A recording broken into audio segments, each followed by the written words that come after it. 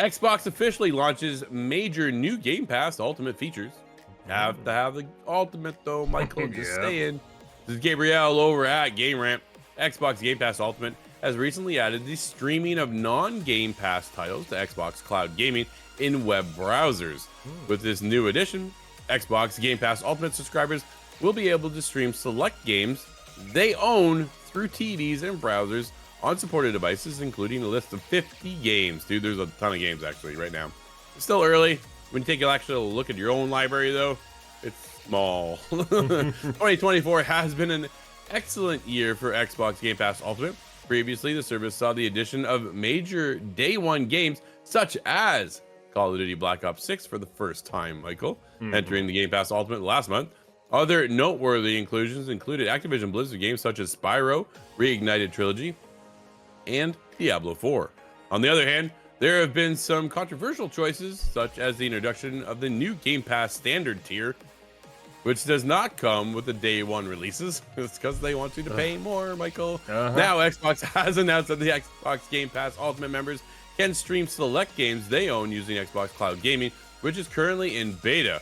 The list includes 50 games that are not part of the Game Pass, including popular titles such as Baldur's Gate 3, The Witcher 3 Wild Hunt, great game, Cyberpunk 2077, now it's a great game, Final Fantasy 14, Hogwarts Legacy, great game, and more. Dude, that's a list already. According to Xbox, subscribers can stream these games on compatible devices by using a supported browser, such as Microsoft Edge or Google Chrome, as long as they own the games. To do it, they need to enter in the official Xbox website, log in, and look for Stream Your Own Game. Next year, the feature will also be brought to Xbox consoles and the Xbox app on Windows, and more games are likely to enter the catalog. Absolutely. Michael, what are your thoughts on this? And again, it is Xbox really pushing the Game Pass situation and less on the actual consoles. Yeah, I mean, you and I talk about it all the time. This is your new exclusive for Xbox, right? This is the new way you're going to get games. It's going to be Xbox Game Pass. I think it's really nice, right? Those titles that you mentioned, very large titles, right? Baldur's Gate 3, Witcher 3, Cyberpunk, Final Fantasy, Hogwarts. Those are massive games. Fantastic to be able to stream those if you already own them. And again, it's one of those, we talk about it all the time with Steam, right? I don't want to open up all these different windows. So it's nice. I'm already on the TV. I'm already playing my Xbox. I hop over, bam, launch it. I can just play these games right away. Love that. In fact, it's only for Ultimate tier. Not a big fan. The Ultimate tier keeps going up in price, and it's one of those where it's like, all right, how much more are you going to try and squeeze out of me, Xbox? I think we're already, what, 20, 25 or so already? Not going to shock me if it goes up. If you're on the standard tier, by the way, you basically get nothing. I don't even know what the point of the standard tier is anymore. I had the standard tier for the longest time until, yeah, exactly. It's basically the old Xbox Live at this point, but more expensive than the old Xbox Live, which, you know, I was like, really? I'm paying $10, so it used to be $5, so...